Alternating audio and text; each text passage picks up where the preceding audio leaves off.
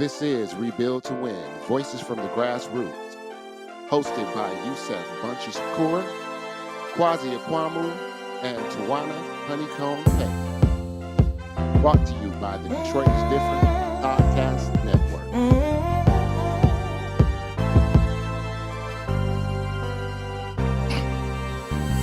I just want to tell the whole world about my life. What up, though, good people? Glad to be back with you. Man, I didn't know I was going to wake up to snow this day. Same. Honored to be here with my co-host, Kwazi Akwamu, Tawana Honeycomb Petty. Today's show is Somebody's Watching You. Everybody remember that song, Somebody's Watching You. Watching me. Watching you, watching me, watching us, man. Yeah, that's right. So we're going to get into that conversation. Who's watching us, how you being watched, how you contributed to it, put it into a historical framework. But before we get into that, man, I think this is our second official show. I want to reintroduce ourselves, continue to get it. Some of you guys may know us and may not know us. So I'm turning to my comrade, my brother. Introduce yourself, man, again. Kwazi Akwamu. Glad to be here. Glad to be, with these two brilliant minds, talking about these important topics that I think are relevant to our community. We're trying to, bring the issues that are important. So, I'm happy to be part of this. And I think we're going to have some interesting things to talk about here today, because definitely surveillance is real. Bet. Ashe. Tawana, also known as Honeycomb and lifelong Detroiter. Happy to be here with my brothers, talking about the things that are important to us and our communities. So, yeah. Bam, before I reintroduce myself, can you guys also share the different entities? Not, y'all got a list that goes long as y'all legs, but I'm not talking that whole long list, but in terms of as a poet, the things in that nature as far as what you do and how folks can, yes, I know you very well know throughout Detroit, the world, but just maybe a few people ain't heard of you. We'll talk to you, Honeycomb. Tawana, also known as Honeycomb. Again, as a poet, Honeycomb is my poetry name. It's been my poetry name since high school. Okay. And I am you're dating yourself now, right? Right. I didn't say what year of high school. I didn't say that. I'm a mother of a brilliant son, who is now super grown. And I'm a author, and I consider myself a data, digital rights, privacy, and consent educator and organizer. I'm also an anti-racism facilitator and organizer. Okay, you said all that, but I'm talking about what's that one entity that you run and operate that you was doing around your birthday? Can you just Petty Propolis? Yes, thank you. Let's give a round of applause. Petty Propolis, and I do an annual art festival and artist retreat in historic Idlewild, Michigan. We also teach anti-racism workshops, poetry is visionary resistance workshops, and I will lift up the Detroit Digital Justice Coalition as well. There are lots of orgs that I'm attached to, but no, we want you to know about you. I know in this work, man, it's not what we do, but I definitely know what you guys do, and I want to take the opportunity for y'all to talk about it.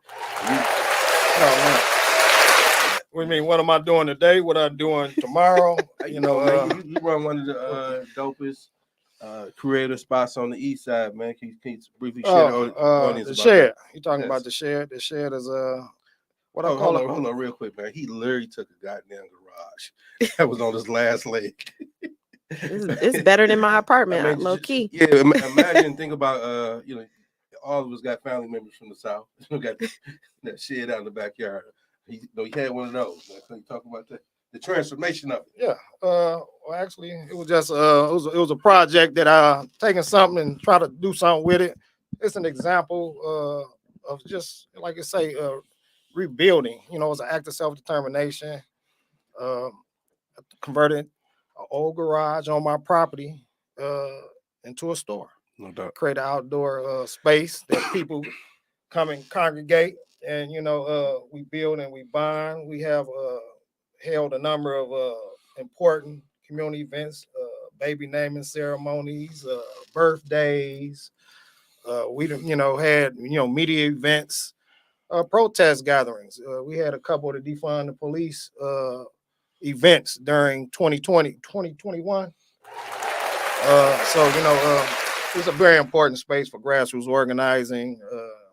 I consider it a liberated zone.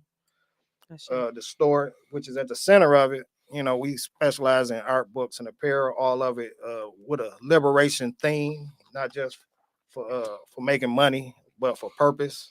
Trying to make things and information available to our community. Dope. When he dropped Dope right, spot. real like on the low as a liberation space, not just for money. I think that that's that making that strong distinction between black capitalism. I think we'll talk about one time, so we ain't gonna get in that tangent, but that's important to make that demarcation. Yeah, my name is Yusef Bunchy Shakur. I run and oversee the Mama Kua Community House that operates in my neighborhood, Zone 8. It's an old abandoned house. Some folks say it need to be torn down. Took us 7.5, actually probably 9 years to really get it where it's at. 2-family flat, a multi-purpose space. We own the land around it. I think it complements here Detroit's different. The shed in terms of our space can go indoor, outdoor. Multiple TVs throughout the place. It's no true community space, and I think uniquely all of our spaces function in areas that have been left for dead. So our spaces represent the life, represent that, as Quasi talked about, that self-determination, but in Tawana's point around poetry, that creative expression of our people. So when you look at our space and who we are, I think that's what we exhibit and stuff. So yes. Man, before we get into this heavy topic of somebody's watching. No, tell us why you was talking about Mama Kua House. Okay. Let's talk about what happens there on Mondays. Oh yeah, thank you, man. See, so Monday, man, we're in the process of really trying to flush out this idea, this concept called Black Liberation Mondays, and where we're trying to create spaces where for Black folks, not like-minded but value-minded, can just come and experience some impromptu things, conversations, movies, while listening to old vinyl albums, intergeneration dialogues. I know a lot of times we use the language of like safe space. I think for this we're talking about the black space, the really authentically Black folks in. We can debate and discuss what we mean by Black for this purpose. We're talking about from an ideological standpoint. Folks who are either there or trying to get to a position of resistance, of transformation, going from one place to another, but being around folks who are cultivating that type of conversation. It's not one of those like this bullshitting places where you just shooting the breeze, but just a place where we can dig into each other. And so if you have a thought, idea that you want to contribute to and being part of it, you're more than welcome to share it with us, and we'll slot you in. Our goal and vision is going from 9 a.m. to 9 p.m. every Monday. It's free, and there's no charge. Again, this is just trying to create that space that where we share everything with everybody else. Where once we can share something with some value folks who are centered around liberation, then they may not say understand what it is, and some of us may do, but just trying to dive in and wrestle around that tension, but also continue to prepare ourselves as we march forward towards securing Black liberation. All right. We also some events recently took place. Just to kind of give a context, like this past Monday, we did a couple different film screenings, Black History Month, but we did a couple screenings. We had an event which we are still building out called At the Feet of Our Elders, which is an intergenerational an opportunity to bring the young and the elders together, particularly those elders that have experience in our struggle. And Detroit has quite a few people that's been in the trenches for decades, and so we think it's important for the young organizers, activists, and advocates to kind of be able to interact and ask questions. We want to center the elders that people can actually we can build upon. We talk about standing on the shoulders of those who came before us. That's right. And we can't do that. We don't know these people to build. We can learn their lessons, their mistakes. Everybody make mistakes. We learn from them, but that's how we progress. So that was one of the programs. We do film screen. We got one coming up. We're gonna be showing Black Power mixtape. Right. and it's going to be facilitated film and discussion 6 o'clock this coming Monday. It's going to be facilitated by Dr. CBS Sharice Burton Stelly. So come check it out. I think that's 6 p.m. Correct. And actually at 1 o'clock, I'm gonna do a going live talking about the purpose, to go a little more deeper into the theme, and a lot of times when we organize, we think we got to always have it together. This is really organic, but also being respectful to a lot of us got a lot of stuff going on. So as they say, we're building as we go and stuff. So another program taking place on Mondays is the Brotherhood Circle. Correct. Yes. Black Man Build. Black Men Build, community movement builders, Pharaoh Ascension, Brother Cuddy, Brother Sloan. We had some solid people fall through this past week, and it's kind of exciting to see some brothers who really want to, get together and connect and figure out where we can go with this. Build some things, do some things, and but do it from a place of knowledge and networking. And man, it's actually, when we're talking, it's kind of brought a smile to my face. Our relationships kind of emerged out of this description of a Black Liberation Mondays in another space, the Urban Network.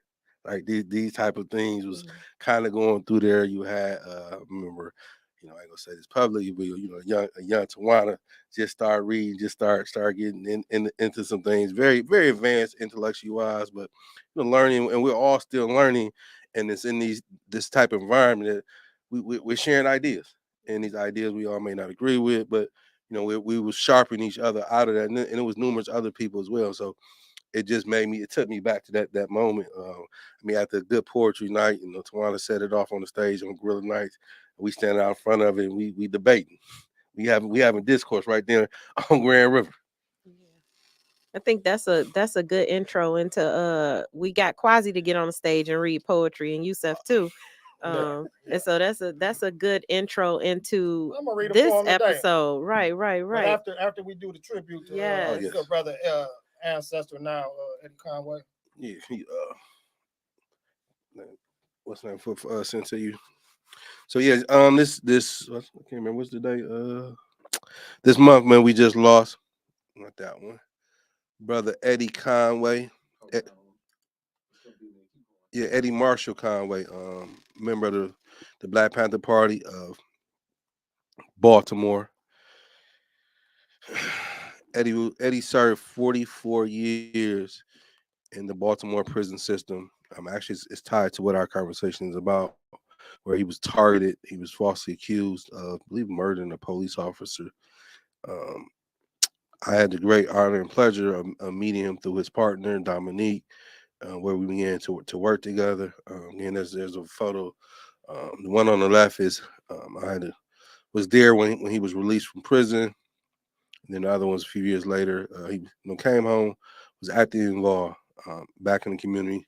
I think they just summarize my respect for Eddie. A lot of us get the opportunity to meet, as some of us say, our heroes. And sometimes we leave disappointed. You meet some folks and kind of, whether intentionally or unintentionally high risk, they on a pedestal, and history just kind of does that, right? And Eddie was he was cool as a breeze, right? He wasn't one of those guys that was living in the past. He was always moving forward, and trying to invest in the others, and invest in others was sharing of himself. And it wasn't that I never met him that he didn't have a smile on his face. Let me ask you a question. In that one picture up there, where's the four of you? Mm-hmm. Tell me about that picture. What day was that? That was the day that Eddie literally walked out of the prison system. I can't remember the white woman that's next to him. She was a former political prisoner as well. She was a member of Weather Underground. Weather Underground, and myself and Green Bay and a few other folks and the other people that surrounded him, besides people I just named, was folks that Eddie had worked inside a prison. And he developed a program inside a prison called Friend of a Friend.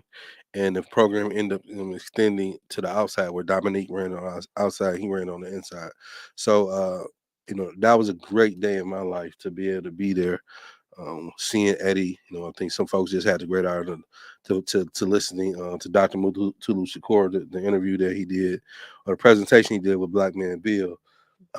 And again, and Eddie immediately put to rest that fanfare, like he's a celebrity. Like, hey, I'm part of the people, and that's one of the things I will always remember and cherish about Eddie. And if you study anything about the Panthers and just the movements in period, there's two kind of deaths. Those who die with no meaning and those who pass with meaning. And so there's a lot of meaning and value to Eddie's life. 44 years, political prisoner. Yeah. So wrongful conviction. Right. So just want to recognize him particularly. Actually, they're doing the service today in Baltimore. So saluting all power to the people, all those folks who are attending that, and just continue to uphold it. And I think Eddie will say, continue to do the work. Sure. Damn, so y'all ready to go, man? Somebody's watching. Yeah. All right, real quick, I guess we'll just show but we ain't got to go into detail because we all brought books kind of relative to the topic. You brought a book, Eddie Conway. Might have brought a few books. Yes, but I'm gonna read a but poem. I'll lift them up. I'll lift them up later. This is a book, FBI's by William Maxwell, How J. Edgar Hoover's Ghost Readers Framed African American Literature. And what it does, a very dense book, very well researched.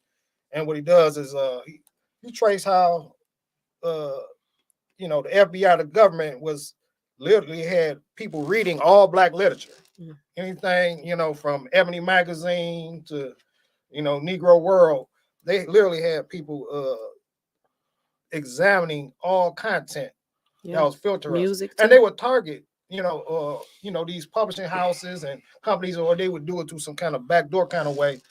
And but in his book is a poem by Richard Wright from 1949 called FBI Blues, with the I spelled out. Say that old FBI tied a bell to my bed stall. Said, oh, FBI tied a bell to my bed stall. Each time I love my baby, government knows it all. Woke up this morning, FBI under my bed. Said I woke up this morning, FBI under my bed. Told me all I dreamed last night, every word I said. Everywhere I look, Lord, I see FBI's. Said every place I look, Lord, I find FBI's. I'm getting sick and tired of government spies. He was talking about this in 1949, y'all. Yeah. So, I mean, this is not a new topic at all. So we're talking about, surveillance, and we're being watched. And somebody's watching. And this is the work that Tawana does professionally. This is, you can Google and you can find podcasts, interviews, articles. She has a slew of work out there related to this topic. And I think it's very important that we understand this because we're going into a future where this technology is taking over, and it seems to be jumping ahead of even, like I say, the settler government and the legal system. They can't even keep up with it. There's no, very little regulation, and kind of get us into this, bring us up to speed, Tawana. Yeah, I mean, there's so much to talk about, right? There's, surveillance, right? The overarching monitoring that we experience. There's surveillance, where community members determine how they're going to react to surveillance by surveilling the surveiller. And then you have McVeillance, which is going into spaces where surveillance is happening, but we're prohibited from surveilling back, right? So you think about situations where there are police interactions, but the minute you pull out your cell phone, then you're met with further aggression because those folks that are monitoring you with body cams and other technologies do not want to be monitored in return. And so a book that I really value, there's several, but is Dark Matters on the Surveillance of Blackness. This is Dr. Simone Brown. She talks about all the various forms of surveillance that we engage with, going all the way from, the capturing of enslaved peoples to present day. And she talks about, and I want to lift up like Project Greenlight and the 18th century lantern laws. So she talks about the 18th century lantern laws in New York, where if you were an enslaved person who was not in the presence of a white person, you had to carry a lit candle lantern in front of your face so that they could feel protected and they could feel safe. And when you think about programs like Project Greenlight in Detroit, where they're propping up in these areas that have been deemed unsafe, with this flashing green light that's on, 24 hours a day, 7 days a week, is continuing in that legacy of the 18th century lantern laws. And so there's so much to talk about with regard to surveillance, because our responses, unfortunately, we've been forced to respond to being surveilled with surveillance, which we call surveillance. And so, there's a lot for us to bring up with regard to this issue. So immediately what I think about and trying to clarify for myself and for the audience, there's surveillance just naturally. Right. And then there's surveillance or counterintelligence, particularly around the undermining and keeping a people, a group oppressive. So can you talk about the difference and then the intersection of that? Unfortunately, there's very little difference, right? I mean, think about it. When we enact a form of surveillance, we're hoping to contain and control the environment, right? And so it really is a carceral mindset either way. It's the security mindset. And I've written a lot about the security mindset versus the safety mindset. And so so even when we have good intentions, which you might say tech companies have good intentions, right? So they have good intentions a lot of times when they implement these technologies, but the intentions are not often not the same as the outcome. And so yes, you have the Bureau of Investigations, right? Well, you have pre-Bureau investigations where they monitor Marcus Garvey, and then you have the FBI that monitor the Black Panther Party, and then, like I said, you have 18th century laws, you have slave patrols, you have all these forms of surveillance, but all of it is a carceral mentality when we think about what mechanisms of safety have been conflated with surveillance. So you're identifying the overarching is white hegemony, and how white hegemony ties into a capitalist system of trying to protect itself, create a business, blah blah blah, and then it's fuel at the same time of trying to prevent, particularly within that, it produces certain mindsets in the response to it. So like a Nat Turner, a Gabriel Prosser, a Denmark Vesey, who's responding to those social conditions of trying to liberate themselves. And we know what happened. If you're not familiar with Gabriel Prosser, early 1800s, he was snitched on, right? And so, but it's directly why to protect the state and the interests of white hegemony. Right. And it's not always tied to a technology. Correct. Right. And so a lot of times when people think about surveillance, they're just thinking about cameras or other types of digital technologies. But if you break it down to make it more about the carceral mindset or the security mindset, it's a behavior that we take on in order to kind of, create this panopticon or this like overarching seeing. Well, I'll say watching, because I don't want to conflate seeing with watching. Right. But you create this situation where you feel like if there's more eyes on a situation, then there's going to be increased safety. And there's been so much research and evidence to prove that is not what creates safety. So you said carceral mind state. Yes. That's tied to mass incarceration, correct? Yeah. I mean, it's tied to mass incarceration, but it's also tied to a thinking that that promotes a kind of a barrier between the viable humans who are not going to create a negative situation and those of us who are, who might consider ourselves someone who's not going to create a negative situation. So I don't want to just tie it to mass incarceration. Like the carceral mindset is, it's a mindset. Yes, a mindset of thinking that certain people need to be watched and contained, and other people don't. And some people support, like, for instance, even in Detroit, where the Green Light campaign or program, whatever, is, spread all over the city. And some people, because of the propaganda about crime. Propaganda. Yeah, propaganda. And cop is colonial occupation personnel, from my vantage point. A lot of people begin to think that so much crime that we need these. And some people argue that is safe. That if I see the green light, that means they got cameras there for it's safe for me to go in there. But there's no evidence to prove that these places are safer because they had these cameras. And people have the realization that if you go to a resource, so that's what the carceral mindset is. It's like it's saying like just react to this condition. However, even if you know from experience that if you drive a few minutes outside the city where the neighborhoods are resourced, where they have viable grocery stores, you're not going to see militarized policing. You're not going to see green flashing lights, yet you feel safer in a resourced area. It reduces our imagination when we start to think about what really creates safety, because we've internalized the carcerality that the narrative of Detroit or predominantly Black cities has been put upon us. And as a community, we've internalized that's what I'm saying. We've but internalized some people from outside the city may begin to go around these communities because they look at it as signs of unsafety. Or they'll enter it because they feel like they're going to watch me. Yeah, but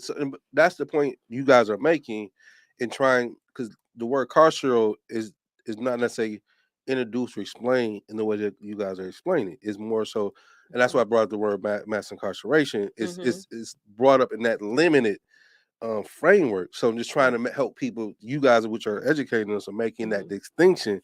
It's actually, before we get there, it leads to like this whole every year the policy war tough on crime. So part of this carceral state you guys are explaining, it's a psychological conditioning that people buy into of this illusion of feeling safe, but in reality it's really anti-Blackness, pretty much.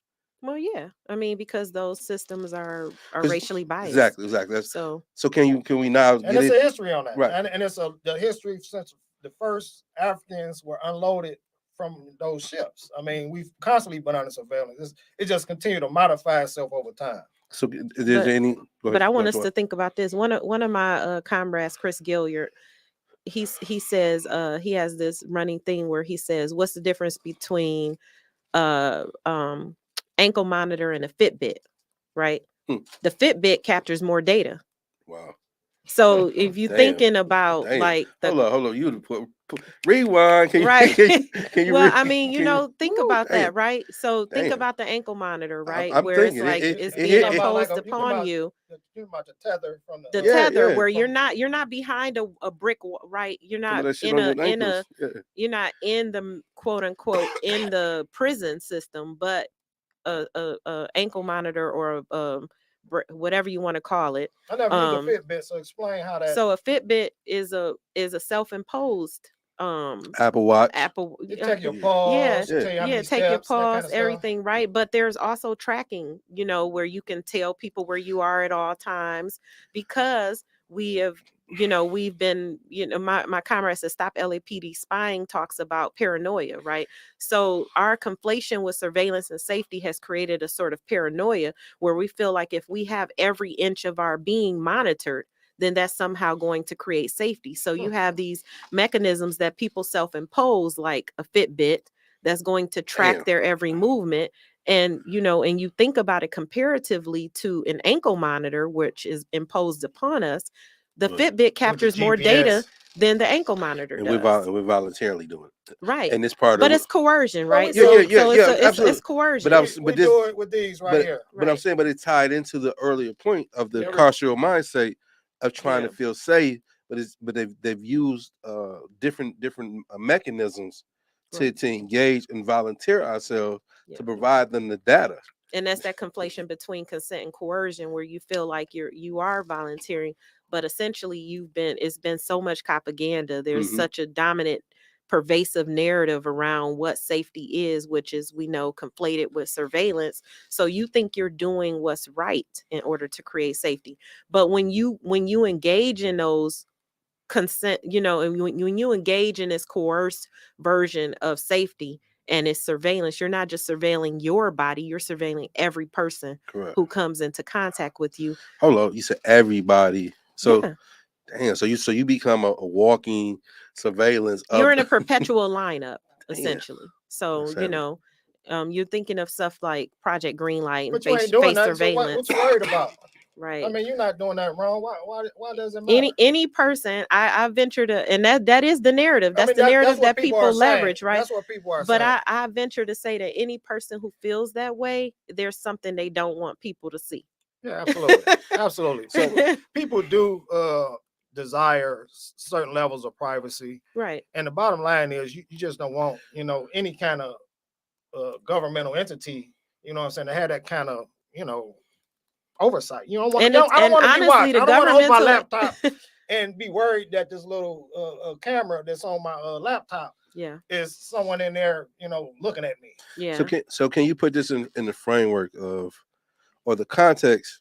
So we know after 9/11 and the laws how that changed and things are enhanced, but before 9/11, after 9/11, what surveillance looked like?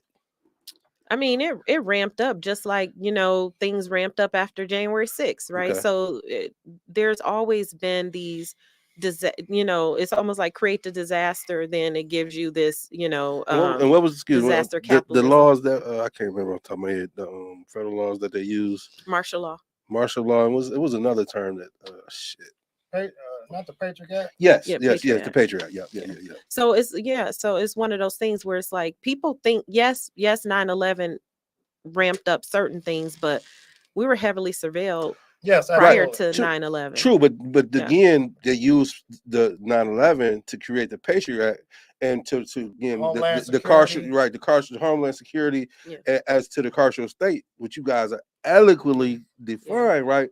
And 9/11 gave them the permission to be public about the mechanisms that were in place. Yeah. And here's the thing too: we didn't read the fine printing. We just think they're going to make us more safer. Right. But now, they had you. I mean, they build our fear through the media. One thing we got. Detroit's a perfect. Let's keep capitalism front and center in this entire discussion. Disaster technology. capitalism. We cannot assume or put the position that the people that design and surveillance technology just have any kind of positive intention. They're really trying to make money. Right. All these, the tech industry across the board, they all trying to make money. They all trying to be the first one with the robot.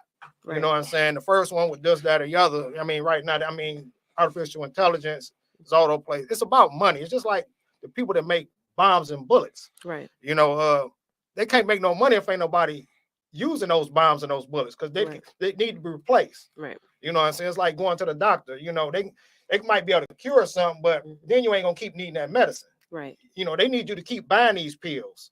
You know what I'm saying? Because someone is making money off of these things. So crime becomes it's a multi-trillion-dollar business. I mean, right, but they perpetuate the notion of crime. They create conditions that enable crime because a hungry person gonna eat. Right. You know what I'm saying? And at the end of the day, we create quality of life issues create quality of life crime. So you need to enhance the quality of life of people in order to reduce quality of life crime.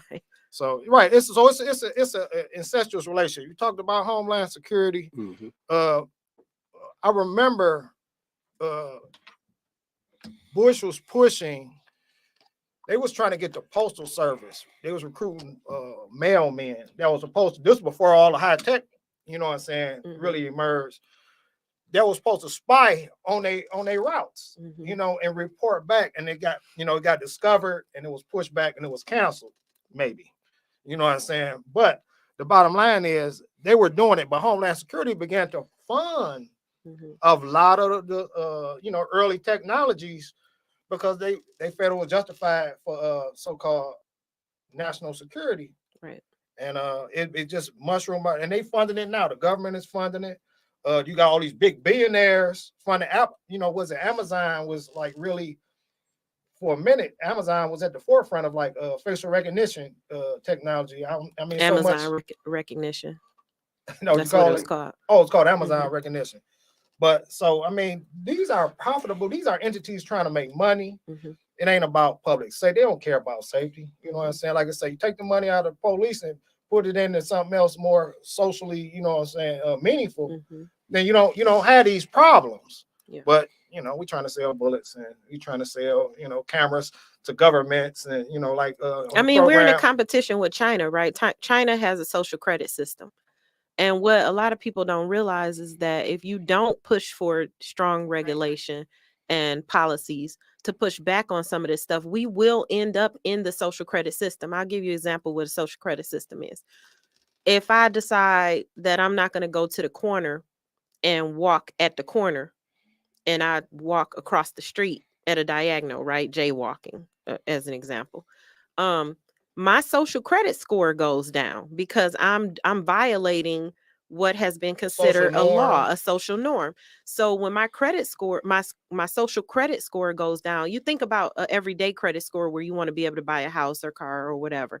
The social credit score is attached to your face and your biometrics. So your gait, like how you walk, your face, all of that. So if they never need to ask you to volunteer any of that information. The minute you do that wrong, your score goes down. There are people in China right now who cannot get on an airplane, cannot get on a train, cannot move out of the neighborhood they live in, can't stay at a particular hotel, can't go to a certain grocery store because their social credit score says it's too low because they tend to do things like litter or jaywalk or any of the other things that China has deemed it makes you not a good human.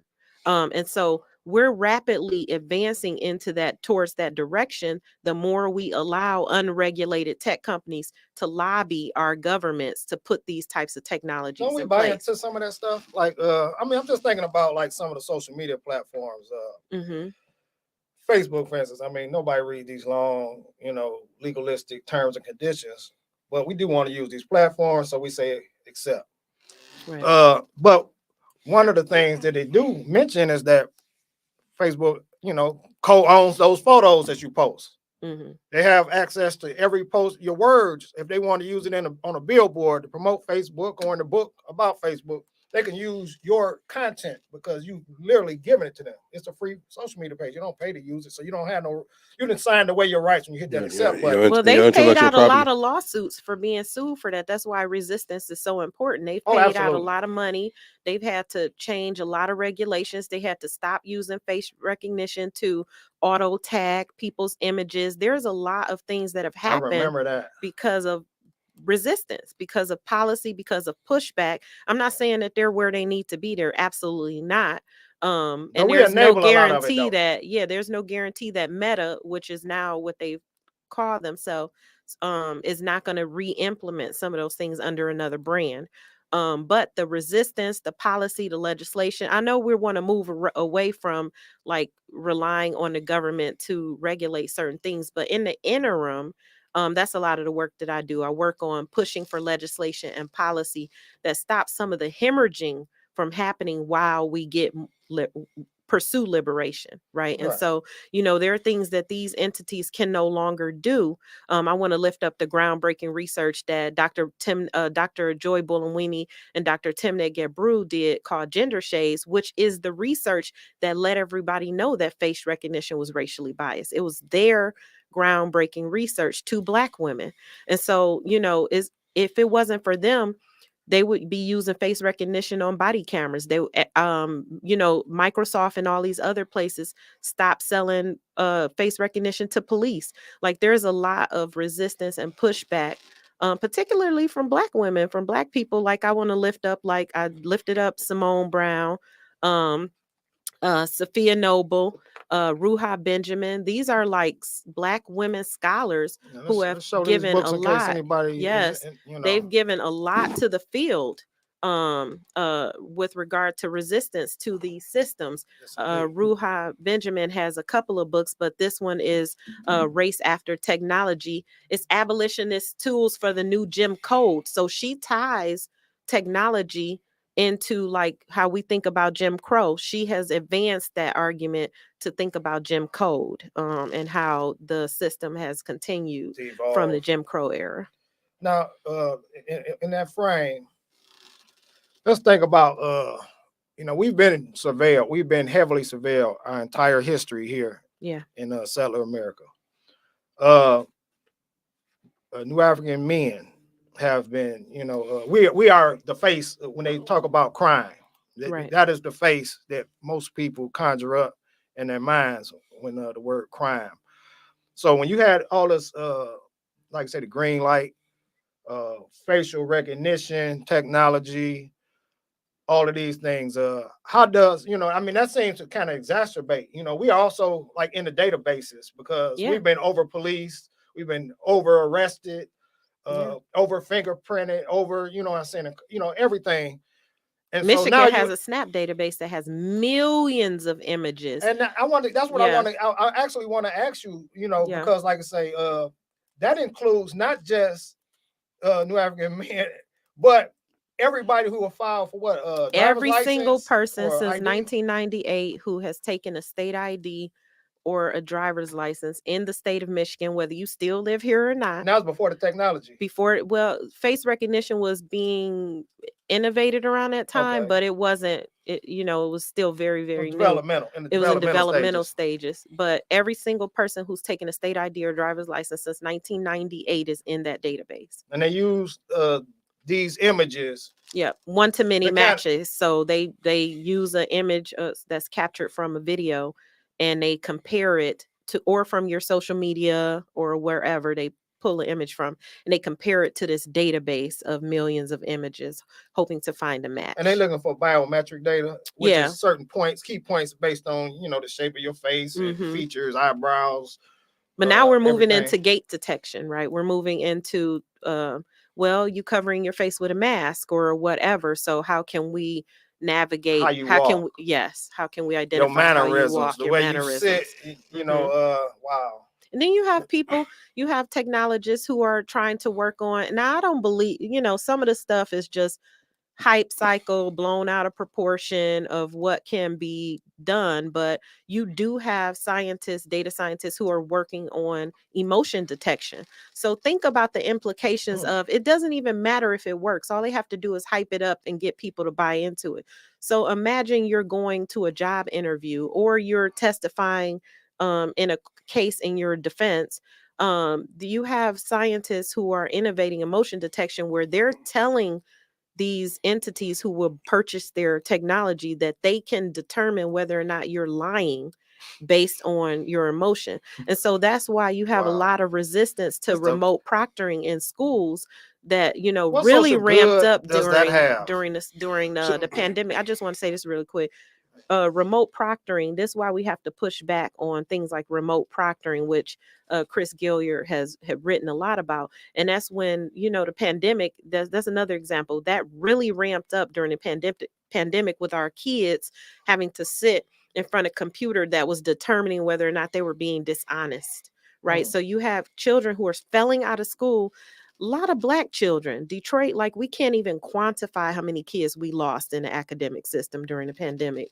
But like, where it's, you're cheating because you lean this way or you lean that way or you move this way or you move that way. I want y'all to think about as adults how difficult it is to just sit still in front of a computer for hours on end. We had our children doing that for hours on end. And so, surveillance isn't just policing, it's the educational system, it's the medical system, it's so many mechanisms that leverage these technologies. So it's tied to what America has been and is. And so with that being said, how do we zero in? For a lot of folks, we tend to just think about COINTELPRO, counterintelligence program, right, and what it did without, let's say, putting that in a real political context. I think COINTELPRO at its height, it really surmised what America was doing, but what America has always done. Right. So can we? Because so if I'm just a regular guy on the block in the neighborhood, like I'm not a Panther, I'm not Quasi. I don't talk like him, or I don't think like Tawana. I'm just a regular guy going to the grocery store. The Panthers were regular guys in the True. Yeah, but I'm saying, so how do we like contextualize this in terms of being Black, African? Like our lives are political, even when we don't realize it's political, as a result of the pressure and the potential. And so, when you buy into your politician that's creating these bills that you're supporting, you're voting on, or because your belief in this person, that it's pretty much setting up the impact you 10, 20, 30, 50 years down the road, particularly if you try to switch over to try to get in a place of challenging, because you keep continuing to say the word resisting. And so if we don't understand what we're resisting, how can we even begin to position ourselves? Political education. Right. Tawana talked about before how first the technology companies are out, they're ahead of policymakers, they're ahead of laws. They pay a lot for lobbying. Yes, they do. You know what I'm saying? So we're talking about technology like the green light or the facial recognition, the cameras, or even the spot shotter. Some of this stuff was rolled out before anyone even know how to regulate it. Yeah. And it was already out there. And it's not even proven because like spot shotter is a microphone. They supposed to be listening. They're listening for it's capturing audio and supposed gunshots. But does it prevent anything? It hasn't. No research has identified that it has prevented anything. But we knew that a camera doesn't stop a person from robbing. He's just gonna be seen on that camera. Right. So now you still been victimized. Right. So the camera's just there, and we welcome in these cameras because we think they're helping us, but they're not. And it's important to lift up people like Robert Williams, Najir Parks, Michael Oliver, ironically, Willie Lynch, a black man named Willie Lynch, Lamia Robinson. These are all people who were misidentified leveraging face surveillance. Lamia, in her case, she was a 14-year-old girl who went to a skating rink thinking her temperature was going to be taken and was put out at 10 p.m. with no adult supervision. In the other cases, these were police misidentifications leveraging face surveillance. So and people got arrested, and it was, some people were Michael Oliver traumatized. His children were traumatized. I mean, I'm sorry, Michael Oliver lost his home, his car, his job, everything. Robert Williams, his children were traumatized. He subsequently suffered a stroke.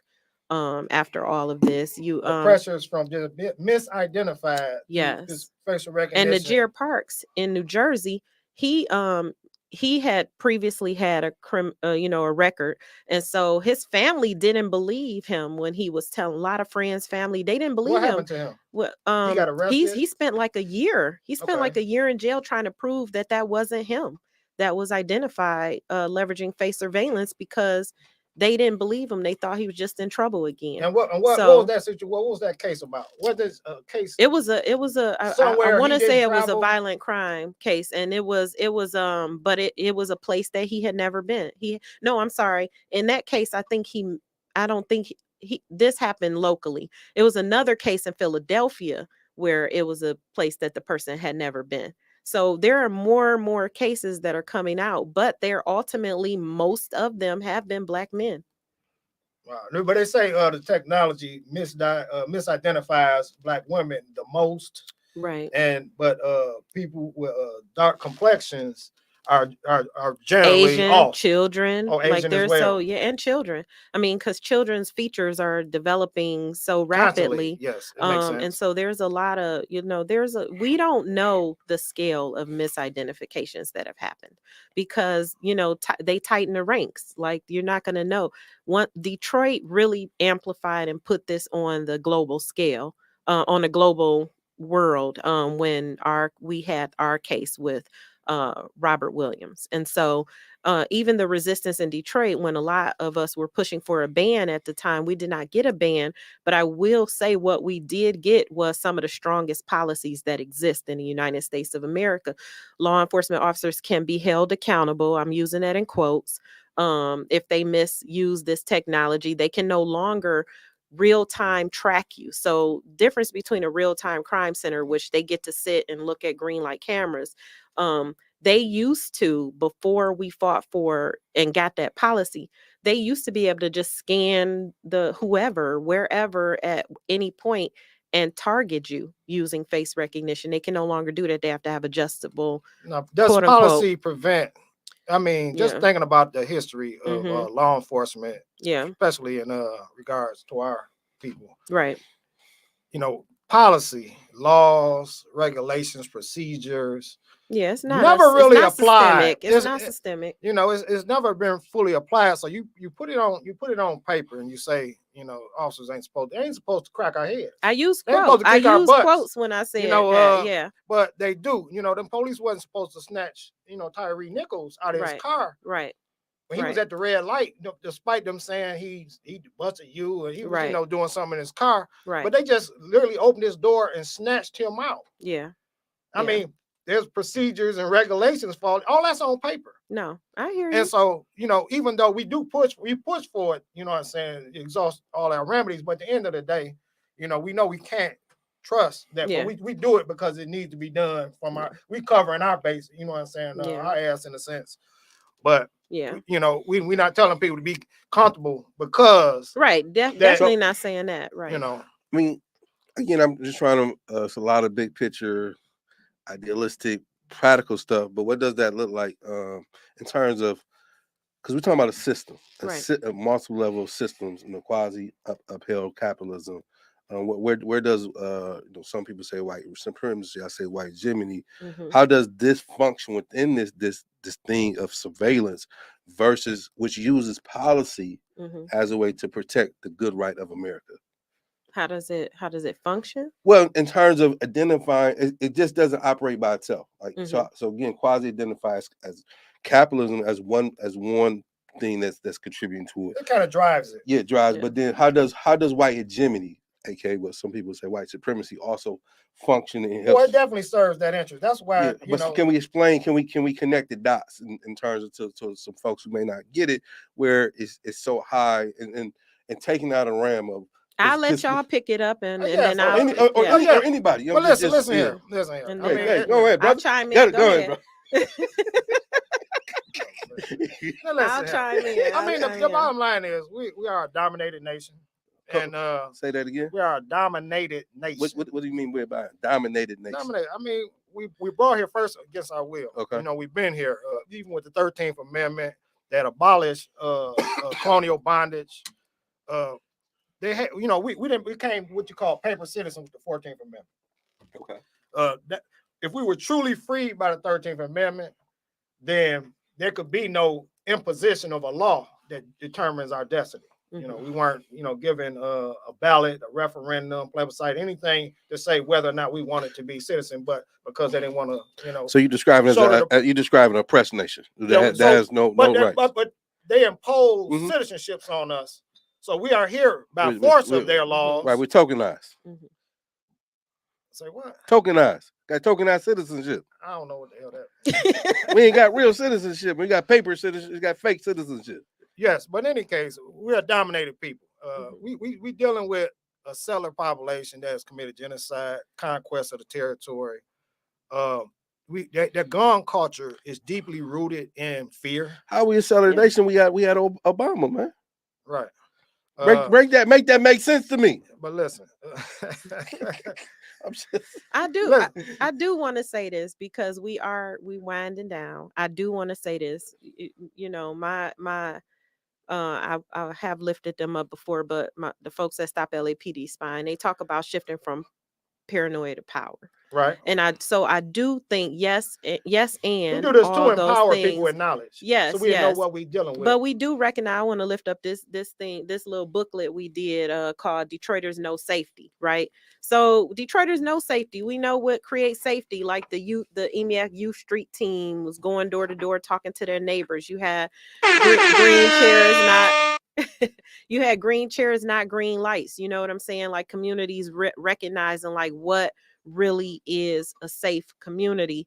Riverwise magazine, we did like thousands, over 10,000 of these Detroiters want to be seen, not watch, you know, like politicizing the community. So I do think like even though we are in a kind of a forced environment, we can't like you said kind of.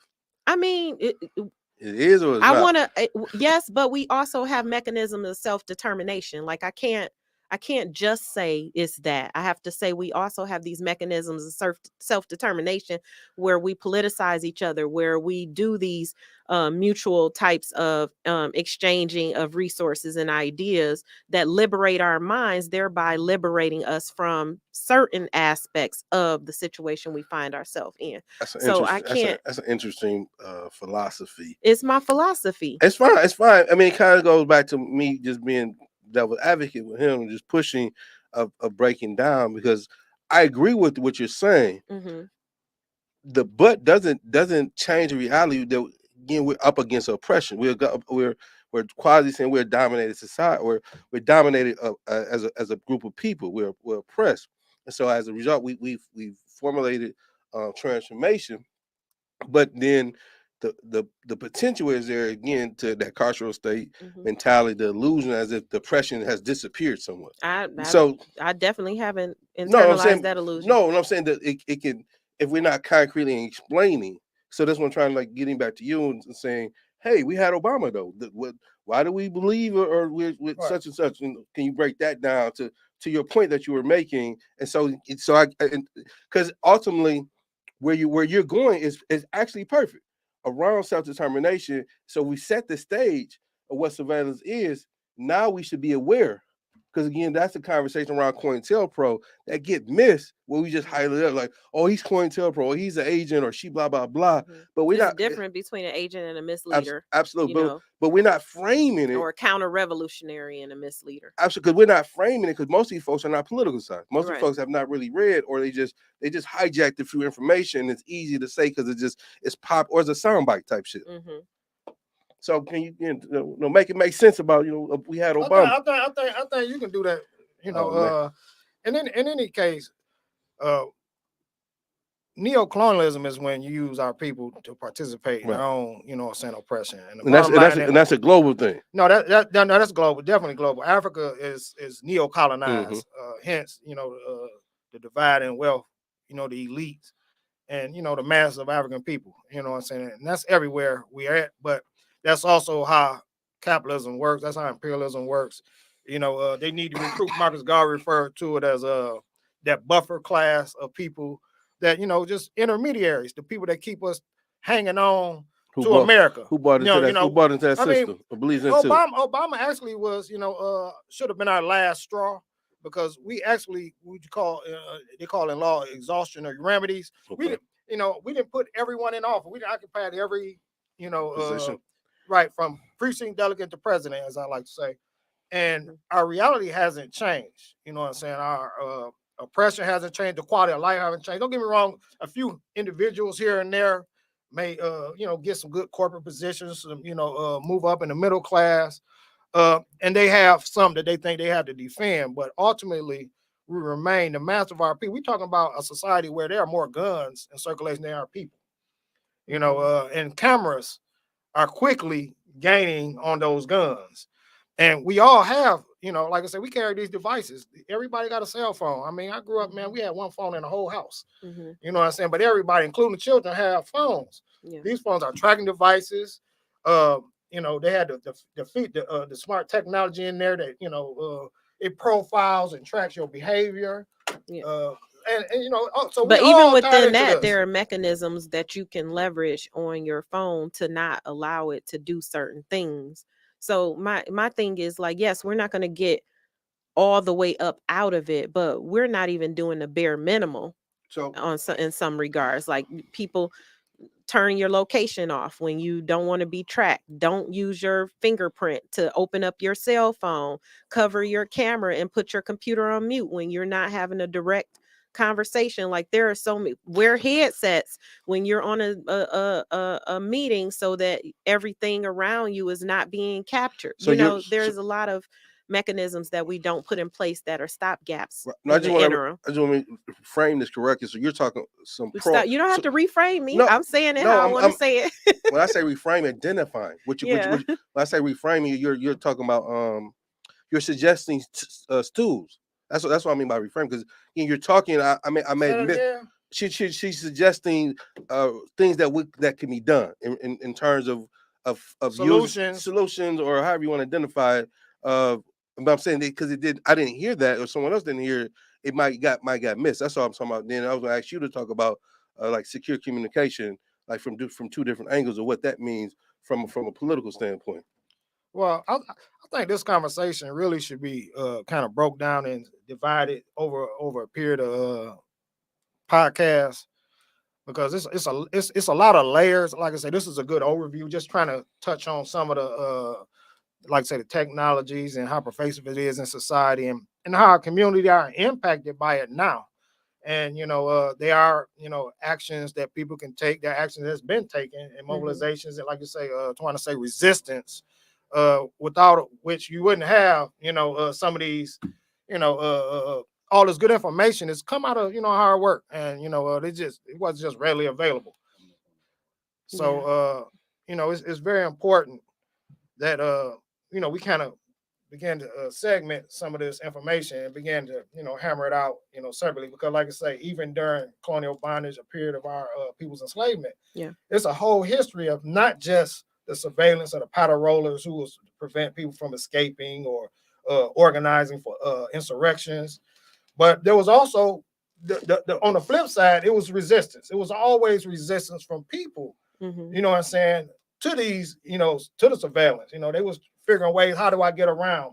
How do we communicate from one plantation to another? How do we organize? Because there were a lot of, we know about some of the more prominent ones, Demar Vesey, Nat Turner, Gabriel Prosser, but there were, hundreds of rebellions everywhere, of maybe smaller scale, that people didn't know, and some of them were more successful than others. Right. So, but that's a whole topic. That's a whole area of talking about it, like I say, from the period of, early J. Edgar Hoover in the 1920s during the Harlem Renaissance. He did it for over 50 years. Right. He just constantly evolved. Right. So, that's a whole segment of history. Talking about how, like I said, there is no innocent activity. You know what I'm saying? They were, like I say, James Baldwin was a subject of COINTELPRO. Lorraine Hansberry, COINTELPRO. I mean, most people know them as novelists or playwrights. Right.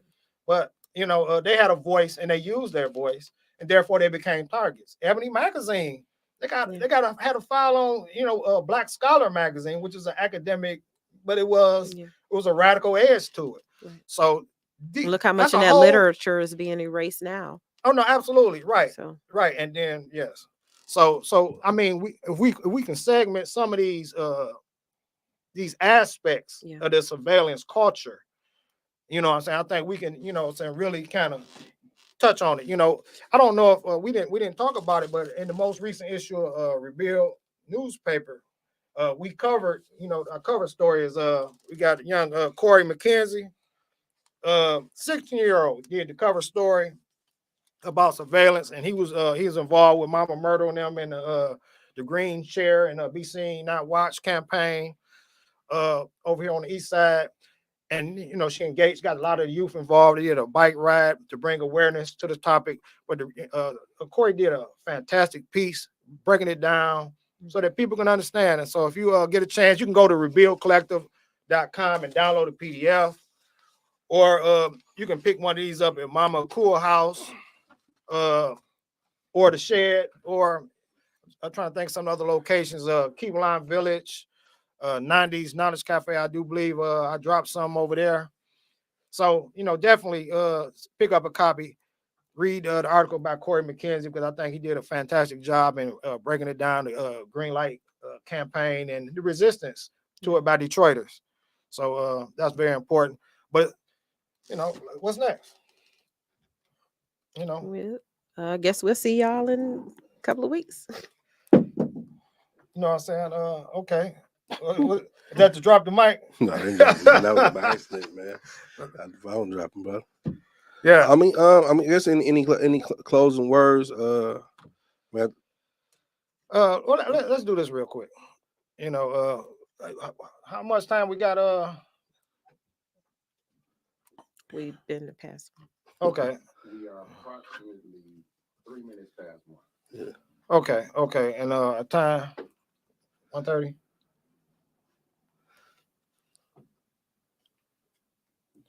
All right, let me. I didn't hear that, did y'all? No, I did not. I said we're approximately 3 minutes past 1 hour. All right. Thank you, sir.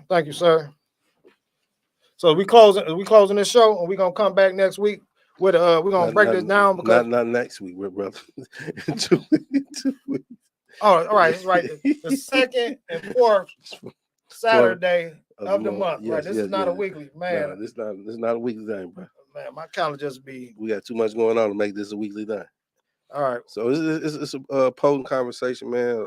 A lot to dissect. So yeah, we'll pick it up. We'll talk about secure communications yes. as part of movement policy, which is very important. Yeah, and Tawana, the things that you identify, is there anywhere folks can find that? Is there like on your website or something, or folks can identify that and just post that up? I mean those things that you suggested was and what would you call those things? Is there a term? Yeah, so Riverwise magazine, you can Google the website. I forgot the exact website. TawanaPetty.org. And then also look up Detroit Community Technology Project and Detroit Digital Justice Coalition. Well, Bet, bro, you got any closing words? I know you had a lot to say on the subject, man. oh man, slow day for me, man. And that snow right there threw me off. You know, this weather, it's up and down weather, man. You know, I'm affected by the weather. So when I saw that snow outside, it just kind of disturbing. You know, it's not good for my well-being. No doubt, man. So it kind of threw me off this morning, like, wow. But no, I'm good. I'm good. I'm excited. I think we got a lot to unpack. You know, I think we got put a lot on the table. You know, because like I say, Tawana, she done handled this from so many different angles. You know what I'm saying? And like I say, we can just break some of this down just from like the tools that are used and leveraged against us. And so, and I'm good. I'm just look forward to future episodes where we're gonna, tackle some of these topics. One of them would be, COINTELPRO. We will, deal with how that worked, how it was operationalized, and it's a new journalistic podcast that people might want to check out that relates to some of the contemporary struggles, particularly during the Black Lives Matter after the George Floyd death by the police. It's a podcast called Alphabet Boys. And they really deal with they have some recordings and evidence of people that was involved where they literally, the FBI was infiltrating and instigating in the same fashion they were doing Black Panther Party, instigating violence, destruction of property. The FBI was instigating it so they can have an excuse to come in and put down these protests with force. And we know that, all these police agencies are heavily militarized, which is equipment that's hand-me-down from the military because they constantly upgrade, because these weapons manufacturers are constantly, just like the tech companies, constantly improving their bombs, missiles, and, more efficient bullets and all this kind of thing. So they pass down and hand-me-down to these police departments. And, it says a lot about society that we have all these different agencies to protect us from one another. We tried to get rid of that program with the Detroiters Bill of Rights and Proposal P, but we can talk about that on another episode too. Yeah, man. For me, surveillance is real. I already knew that. I definitely left enlightened around the word carceral. Carceral state is a mind state that many of us are conditioned into contribute to the surveillance that happens because of this illusion that safety is that we all need, we all believe, but however they position themselves for the so-called goodwill meaning of us, but in reality it's for the state to ultimately undermine our ability to be actually free in this country. So I appreciate that information today. Definitely left enlightened on that. And just to be clear, since we leaving out, we're gonna bring this back, is that there are solutions, grassroots solutions to addressing safety, ameliorating, reducing crime, and so forth. Because stronger communities are not more police communities.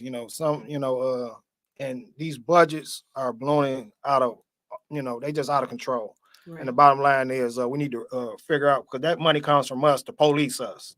So we paying for the police to kick our ass, you know what I'm saying, to crack our heads and, do what they do to us. And, we gotta rethink these things. And that means we build stronger communities. And that's the key solution, is that we have the power to create these spaces that are safe. You know what I'm saying? But one thing we gotta do is step out of our comfort zones and be neighbors to one another, restore the neighbor back to the hood, because without neighbors, you don't have nothing but hood. And we need to bring back holistic, organic neighborhoods where people know each other, and we kind of get out of these individual silos. We just waving at each other, and we're not talking to one another. We're not, experiencing each other as neighbors. So you're describing the liberated zone, describing safe, Yes, strong places communities. where police may not need to patrol because we got it under control. Right, strong community leaders to safer communities. Yeah. Yes, indeed. So All right. we can come back and talk to that at greater length. But Bet. So good show, good information, I man. have a lot, so it's only you can only take a little bit because she knows so much about this topic. So you can only process so much at one time. I'm relatively new to some of this tech information, but I'm very grateful, that she is sharing a lot, and I'm reading some of your writings and some listening to some of the interviews and podcasts that you've been recently featured on. And it's definitely a lot to learn about, but a lot of it, like I said, is within our capacity to regulate, control, and push back against. Thanks, Quasi. Nothing else, man. We out. All right, peace, free the land. Free the land. Rebuild the win.